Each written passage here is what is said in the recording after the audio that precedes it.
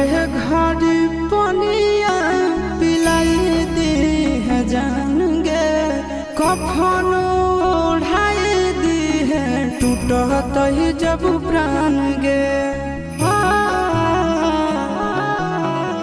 मोरे घर पनिया पिलाई दी है जान गे, कफन ओढ़ाई दी है टूटत ही जब प्राण गे। हगे हमारा से तोरा जाती